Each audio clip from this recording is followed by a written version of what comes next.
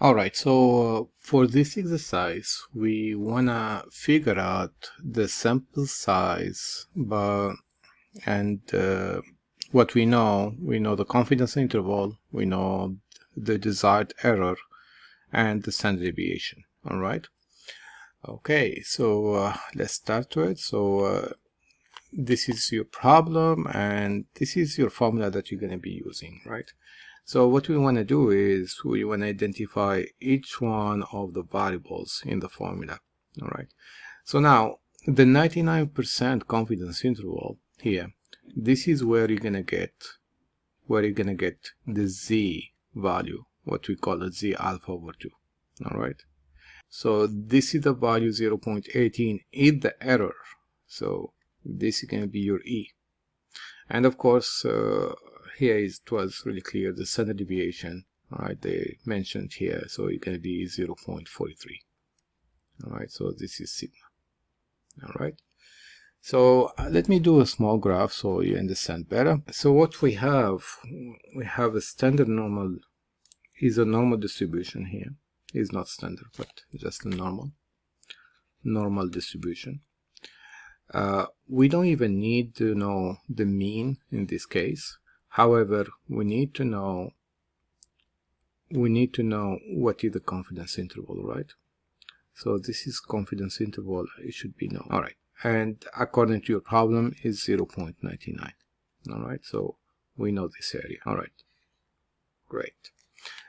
As well, what we know, the error within the mean, we know this is the error from the distance from here to here. So this is what we call E. All right, the E in fact is sigma z divided by radical n, by the way, right?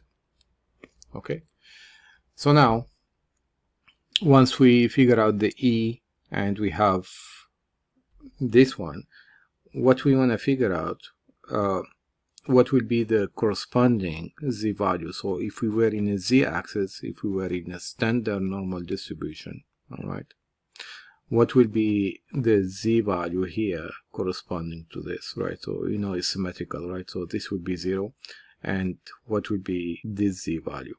All right, so that's what we can call z alpha over 2. All right, and this z alpha over 2, of course, in the calculator you need to know this area first. All right, you need to know this area, and this area, as we mentioned before, is 1 minus c divided by 2. So it's going to be 1 minus 0.99 divided by 2. And this is going to be 0.0050. All right. So this value here, you need it for the calculator.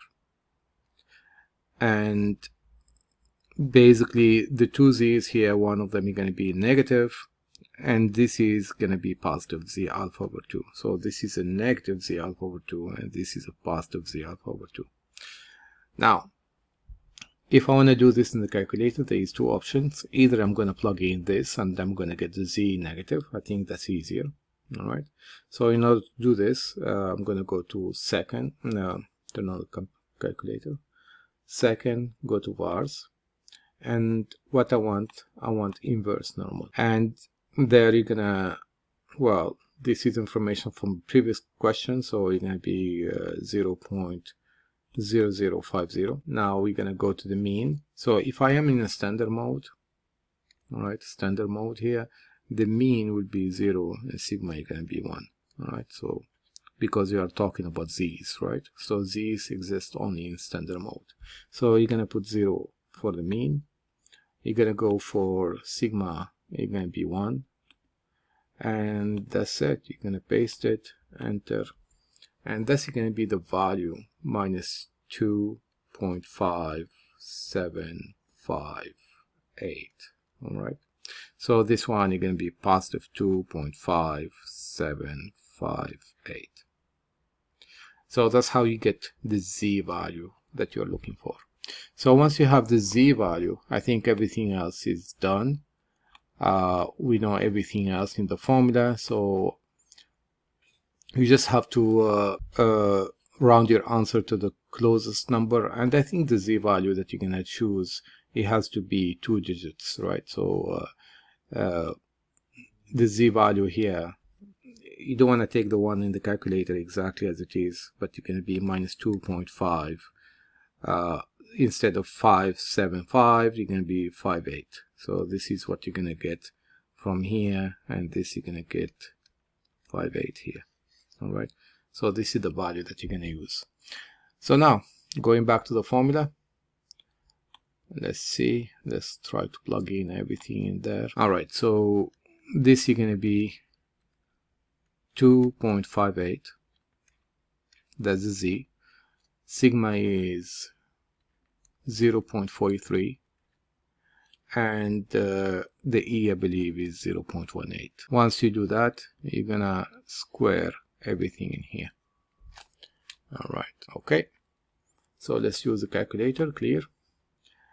All right, so this is gonna be 2.58 multiplied by 0.47 divided by 0.18, enter, and square it, and this should be equals to 45.38. You notice here that they are asking you to round up and to the whole number, so if you round up, this is going to be equals to 46.